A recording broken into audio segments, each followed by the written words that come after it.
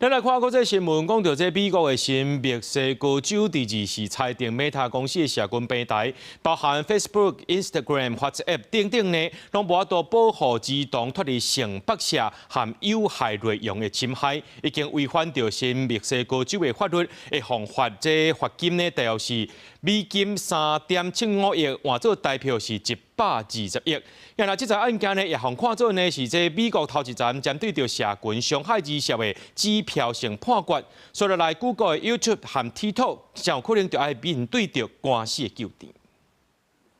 經過3年的訴訟，美國新墨西哥州陪審團第24做出重大裁決，認定全球上大的社群網絡公司 Meta 旗下的社群平台，包括 Facebook、IG 和 WhatsApp 等等，無法度有效保護囡仔莫受到性暴力和網絡招攬、販賣人口等等有害內容的侵害，已經違反新墨西哥州的無公平貿易行為法的部分條款，攏總有幾千項的違規行為，各項違規上懸罰5000美金，攏總加起來是3.75億美金，差不多台票有120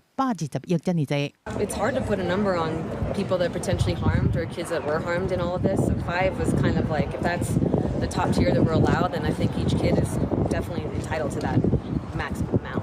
新墨西哥州的檢察總長托雷斯在2023年的訴訟書內面講 ，Meta 明明知影透過演算法向用戶來推播廣告和相關內容，會造成青少年大安的調調，而且互真濟性強奪者佇遮犯罪。但是 Meta 的高層早就知影這個平台內面有藏危害囡仔心理健康的潛在風險，所以選擇去插內部員工的真濟擺警告，甲公司的利潤放佇安全的頂懸，持續甲公眾講白賊，誤導用戶安全資訊，而且暗崁實情。為着要調查這個案件，新墨西哥州的檢察官是透過本地建立一個13歲少女的假賬號，結果發現這個賬號隨着有大量的兒童性虐待的相片和性信息傳入來，認定指控是真的。但 Meta 對判決是表示遺憾，而且會閣上訴。I don't believe they're doing these things to intentionally harm children and like they want that to happen. But it was the point of that they still know that it's happening, and yeah, they're doing things to fix it a bit, but I really do think they could be doing more, and they have the resources.